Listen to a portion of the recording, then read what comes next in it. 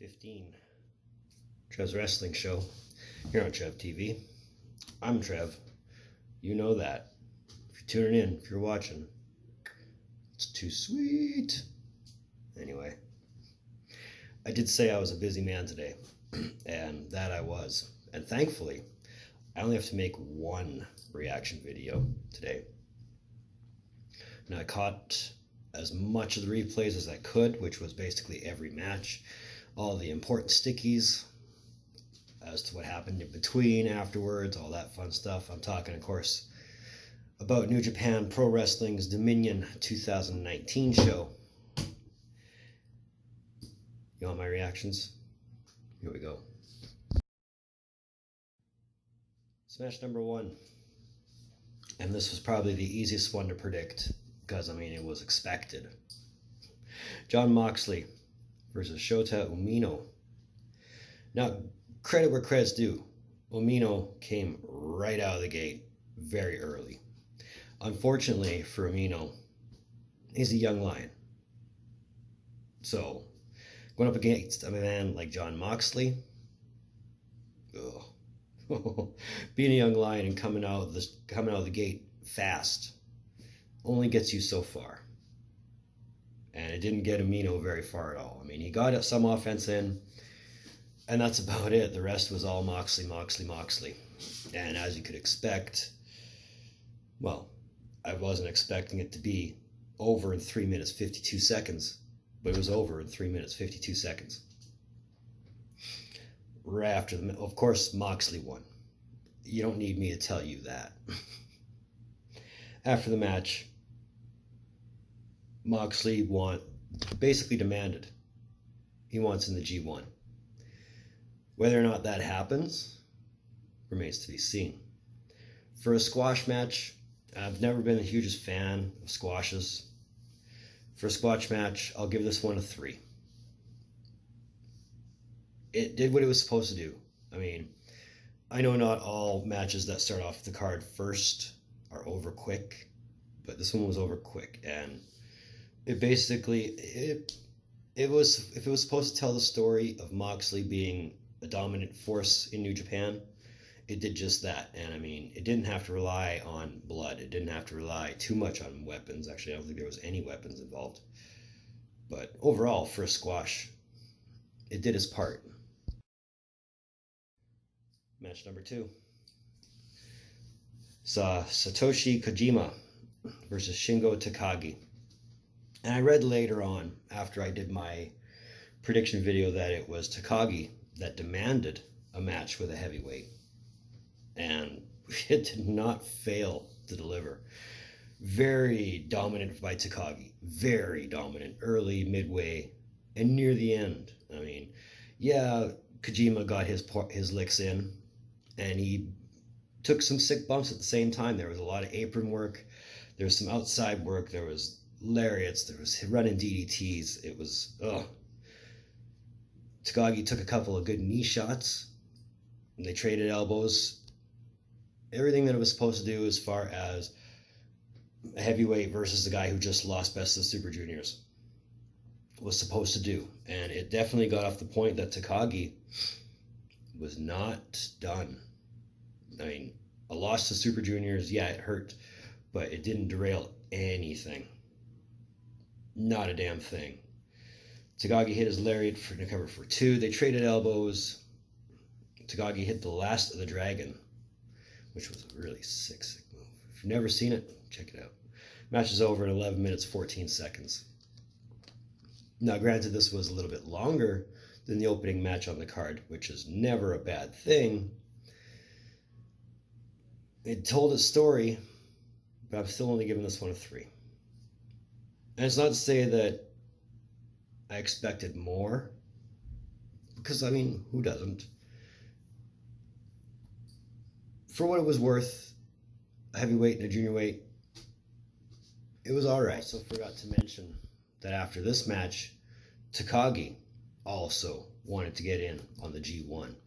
So right off the hop, 2 guys who could really make G1 exciting could be in G1, and it could be very exciting. But We'll cross that G1 bridge when we get there, right? Right. Third match. Saw a tag team match of Jushin Thunder Liger with Yoshi-Hashi taking on Suzuki Gun, which was Zack Sabre Jr. and Minoru Suzuki. And this was everything I hoped it would be, and then some. Suzuki and Liger, yeah, they were beating each other to shit. And if you never believed that Zack Sabre Jr. is probably the best technical world wrestler in the world right now, then pause this video, look up some old Zack Sabre Jr. matches, and you'll see why. And he didn't fail to disappoint in this one either. Like, he was going articulously at every limb he could for, not just on Yoshi-Hashi, and not just on Liger. Like, none of them were exempt. With Suzuki going after Liger the way he did, with Sabre going after Yoshi-Hashi the way he did, and like I said in the predictions, this is definitely a good setup for more for the feud between all four of them. I mean, Liger, Suzuki, it writes itself. Sabre, Yoshi-Hashi, you got so much to this, so much more. But I mean, it was a back and forth, quick tag team match.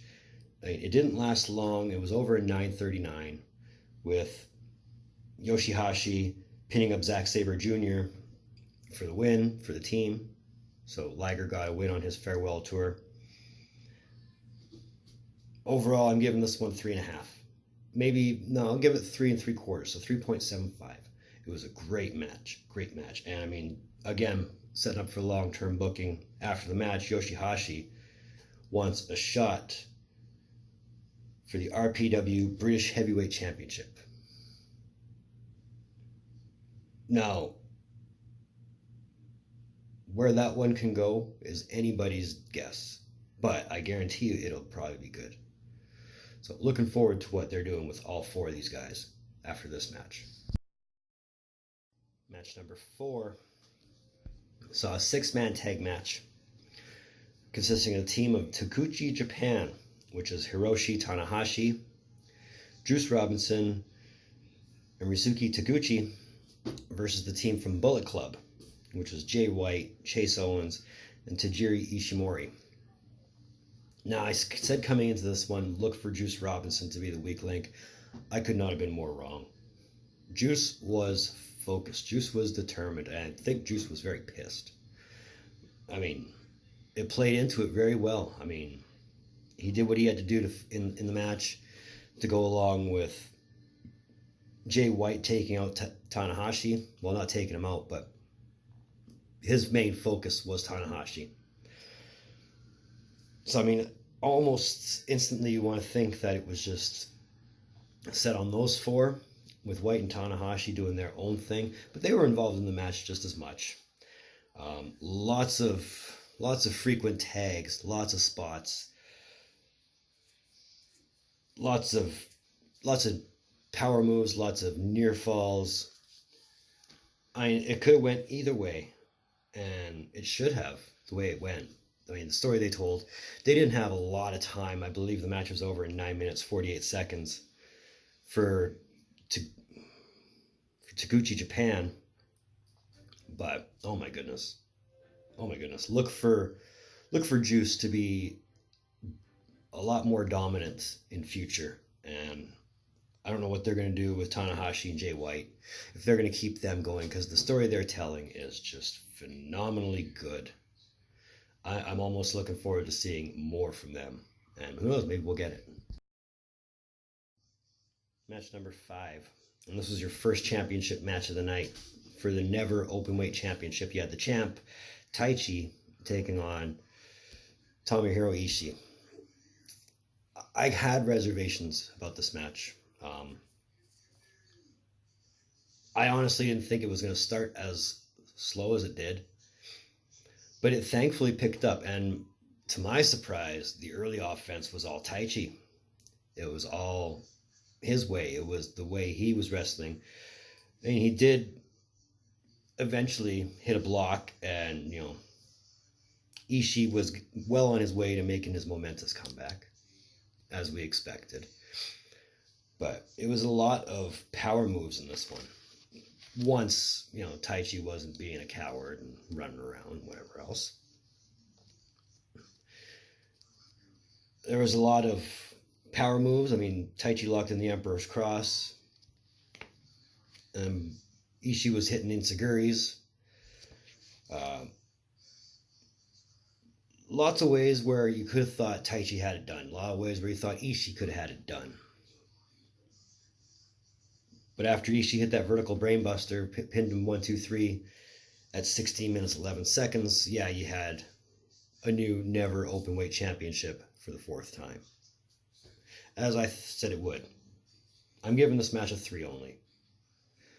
Mostly because being, for its first championship match of the night, you thought it would have set the pace. But it wasn't overall bad. Match number 6. And if you've heard this one before, it's because we've seen this one before. IWGP Tag Team Championship saw your champs, Guerrillas of Destiny, Tama Tonga, Tonga Lola, versus the challengers, Los Ingobernables de Japón, Team of Evil and Sonata. And yeah, we've seen this match a few times already. And the result shouldn't surprise anybody. I mean, it was all Guerrillas dominating the early parts of the match, maybe even up to the midway point before, LIJ managed to fight back in, and they got their shots, gaining control, until Jado gets involved, as one would expect, pulling out the ref, distracting it, whatever else. Bushi got rid of Jado, thankfully. Tama got the upper hand on that. Counter with the Magic Killer, roll up, pin, win in 16 minutes 38 seconds. I'm only giving this 2.5 stars. Because, as I've said, this was almost a replay. Like, we've seen this match over and over and over again. Let's move on to something a little bit different. Just for the sake of diversity. I mean, yeah, I get it. Faction warfare, it happens. But did I seem a lot less interested in this match? Yes. Did I watch a lot of it? Not really. Just enough to know which points I should be talking about and whatever else, but different competition, please. After this match, Katsuri Shibata came into the ring. Introduced somebody that I never thought I'd see in a New Japan ring. Now it's Kenta. Now, if you don't know who Kenta is, find old NXT, find old 205 Live, look for Hideo Itami. That's Kenta. Guy's never stepped foot in a New Japan ring, and that's why I say I never thought I'd see him in a New Japan ring, because he was primarily Noah. And that was it. His loyalty stuck to that until now, where he said, hey, I won in G1 too. Oh man. If all 3 of these guys, Kenta, Moxley, Takagi, if they all get into G1, it's going to be sick. Match number 7, and this is actually one I was really looking forward to, was the IWGP Junior Heavyweight Championship. Yet the champ, Dragon Lee, coming off the newly minted winner, Best of the Super Juniors, Will Ospreay. I'm not thankful for many things. Actually, I'm thankful for a lot of things. But as far as in terms of wrestlers come along, I am very thankful for Will Ospreay. The guy is magic. Oh, watching him alone gives me joygasms. And there's a very good reason for it. The amount of airborne moves he uses, the amount of power moves he uses, he can maintain dominance in the match convincingly. I mean, Dragon got his shots in, as was expected. Took Ospreay out to the outside a few times. He even countered Pip Pip Cheerio with an STO. That was amazing. Oh, I mean, he took Ospreay into the corner. He managed to hit him with the shotgun drop kick. Even hit a brain buster. Lots of near falls, but lots of excitement that came with this match. They were telling an amazing story. Ospreay got some momentum. He was hitting handspring rebounds and Seguris. Then he took Dragon Lee to the outside, where obviously, it didn't necessarily work to his favor in the beginning. Dragon Lee managed to counter, send him into the front row. So they were fighting in the crowd. They made their way back to the ring, where Lee kind of maintained some dominance. And they trade blows on the top rope. Ospreay knocks Lee to the floor, hits corkscrew moonsault off the top rope onto the floor. Oh, watching that alone. Oh. They get back in the ring. Some reverse DDTs. Ospreay hits a Marufuji kick. If you've never seen a Marufuji kick, check it out. Dragon Lee got some counters in and actually managed to maintain a little more dominance. Ospreay got his moves back when he got back onto the offense. Lee elbows Ospreay onto the apron. They're trading some apron moves. Ospreay managed to hit an enziguri. Dragon Lee managed to hit a top rope double stomp, which, I almost cringed watching that because it was onto the floor. But after 20 minutes, 7 seconds, Ospreay hit a series of Marufuji kicks, hits the hidden blade, hits a double jump Oz cutter, and then hits a Stormbreaker. All that for your finish. 4.75. I think it's the highest rated match I've ever given to date. And it's not because I'm afraid to give 5s. I'm not. After the match, Ospreay got on the mic, tells the commentary, hey, my first defense is against Robbie Eagles in Australia. So he just won the title and he's setting his match. This is going to be a good reign, I think. Match number 8 for the IWGP Intercontinental Championship. You got the champ, Kotabushi, versus the challenger, Tetsuya Naito. It's an amazement nobody is dead from this match. I wanted to keep writing notes and I wanted to keep making notes as to what everything was going on, but the amount of neck bumps and head bumps that Ibushi was taking, and then the same amount of head bumps that Naito was taking. These guys should have broken necks. These guys should have concussions. It was just sickeningly disgusting in a good way. Lots of top rope moves, lots of apron moves, lots of floor moves. Ibushi was even throwing out the GTS. I don't know how often I've seen Ibushi hit a GTS, but watching him do it was almost gold. But again, the fact that he was even still standing with half these neck shots, I get it. He's the kind of guy that can recklessly take these kinds of shots and take these kind of bumps and not get too hurt doing it. And just, as I've said before, just because you can doesn't mean you should. Thankfully, from what I've read and from what I've heard, both guys are okay. And what I didn't realize was this is their third match this year, with Ibushi winning 2 of them. So something I obviously didn't do my homework on when I made my prediction video. But Ibushi was hitting GTS after powerbomb, getting the near falls. There's lots of near falls in this one too. Naito counters with a Kamigoi with a spike DDT. Naito hits a tornado DDT. We get a 2 count there. Ibushi even managed to counter Destino, which, yeah, it's an easy thing to counter. A lot of people counter it, but it didn't last long because Naito managed to hit the Poison Rana, then hits the Northern Lights bomb, and then hits Destino again. There's your pinfall, 1, 2, 3, 22 minutes, 6 seconds. Naito is your Intercontinental Champ again. Again, I believe that's his 3rd time. I might be wrong. I'll double check that. I'm only giving this match a 3.5.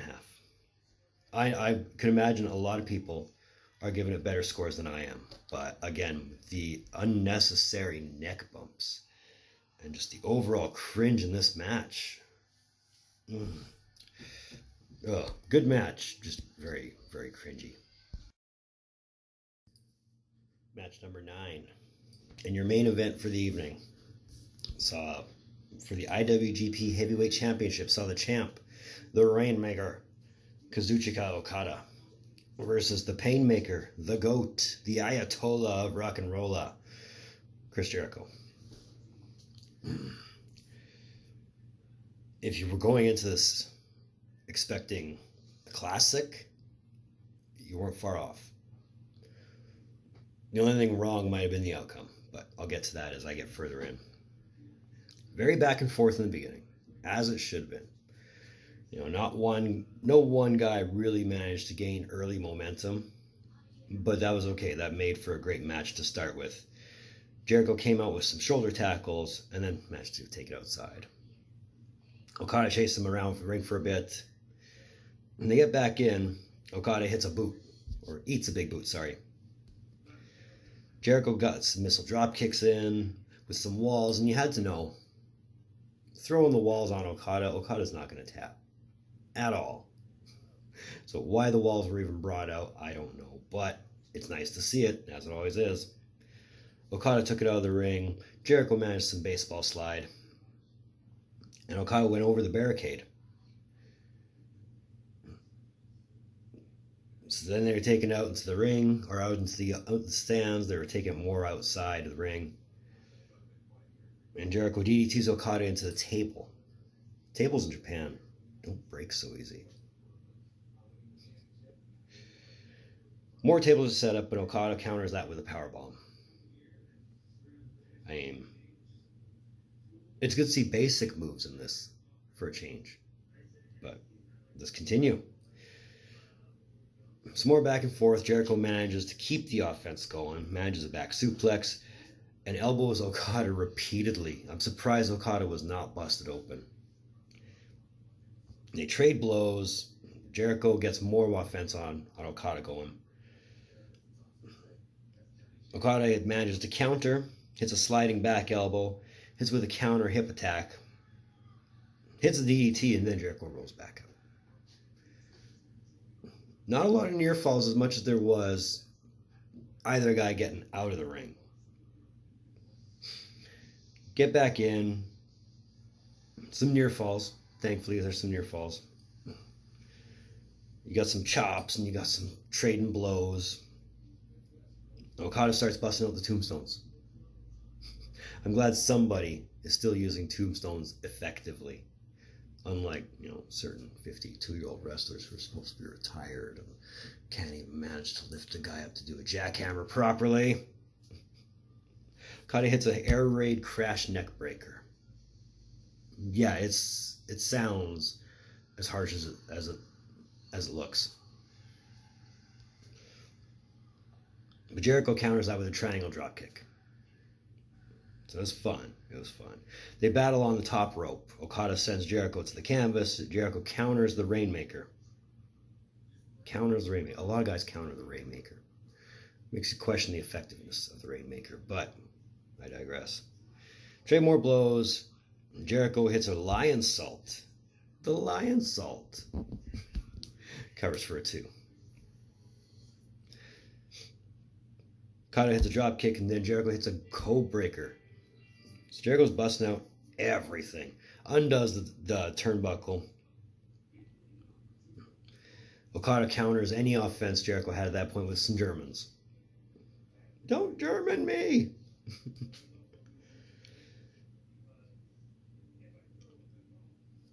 Jericho started busting out Okada moves. Jericho wanted to go for the Rainmaker. Okada counters that with a code breaker. So they're trading their power moves now. Okada has another tombstone. And then Jericho counters a Rainmaker with the walls. When all else fails, go to the walls, right? Okada fights out of that and Jericho sends Okada into the exposed buckle. Again, no blood. Jericho hits a lariat, setting up for the Judas effect, which Okada counters. And it just rolls up Jericho for the small cradle. 1, 2, 3. Okada's still the champ at 25 minutes, 43 seconds. After the match, Jericho's delaying the boots to Okada. Jericho throws out red shoes, grabs a chair, wraps that around Okada. Well, no. Sorry. He smashes Okada in the face first, then hits the Judas effect. Finally. Takes Okada out of the ring, wraps the chair around Okada's head, and smashes him into the ring post. What I failed to mention at the beginning of this match was Tanahashi was at commentary covering this match. So he saw enough, jumped over, and started going after Jericho. Of course, the young lions held him back. Jericho makes his escape, and we're setting up a Tanahashi-Jericho build. I'm giving this match a solid 4. A solid 4. It was a great match. Like I said, it wasn't short. It was that much short of a classic. I think the only way it would have been a classic in my mind is if Jericho won. But I kind of had the feeling that Jericho wasn't going to win. I didn't think they were going to hotshot the title on a guy who's only their selected dates. Which, makes sense in the overall scheme of things. But all in all, a good main event to end the card with. My overall impressions of Dominion. It wasn't the same Dominion as last year, I'll give it that. And nor should it be. I mean, the beauty of events like this is that it doesn't stick to the same formula as it did the year before. But having said that, I think it told a much better story in every match going forward. I mean, what's going to happen now with Moxley? Where do the Guerrillas go from here? Jay White, Tanahashi. Chris Jericho, Tanahashi. Ibushi, Naito, I don't even think they're done. Like, there's so many loose ends, and we've got G1 coming up. Overall, I'm giving this match a solid 4. It was good. It could have been better in some areas. We could have did without the Guerrillas and Los Ingobernables again, but I'm sure that's something they'll figure out. At least it was much better than fucking Super Showdown. At least, this was 4 hours that I would have willingly give, as opposed to the 4 hours that I gave and I'm never getting back. But I've already made a video on that. If you haven't seen it, it's on the Trev TV playlist. Check it out. So that was episode 15 of Trev's Wrestling Show.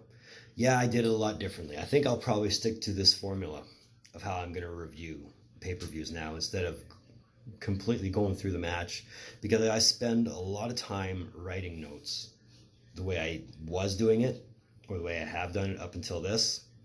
So it's a lot of right, rewind, right, rewind, right, rewind. At least if I take some notes instead of a complete biography on the match and get in the points that I think deserve to be mentioned, then I can still tell the same kind of thing for pay-per-views. But let me know what you think of this formula, the way I'm doing it now, the way I did this one compared to the ones I did before, if you're so inclined. But I want to thank you for tuning in. Your viewership always means so much, always has, always will, and I hope you know by now that I do appreciate you. I appreciate you guys tuning in, watching my content, even if it's just for a sliver.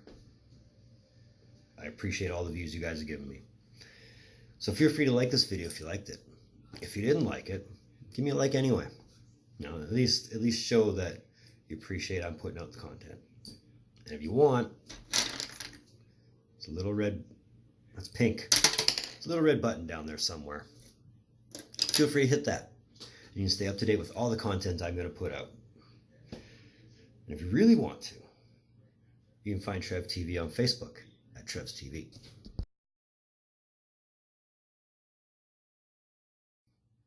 And if you really, really, really want to, you can find Trev TV on Instagram at rockstartrev TV.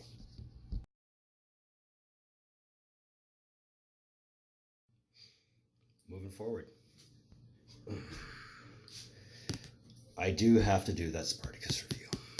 And thankfully, because I don't have to do a Stanley Cup video reaction, I have time to do that. So, the next 2 videos are going to be this, the Spartacus review, the Stanley Cup reaction, video 100. There's your next 3 videos. Unless something comes up to bump the Spartacus review. Because the Stanley Cup reaction video, sorry, I have to do it before video 100. I have to. It's just the way it is. But either way, there are videos coming this week. So in the meantime, and in between time, be on the lookout for more videos from the Trev. Later.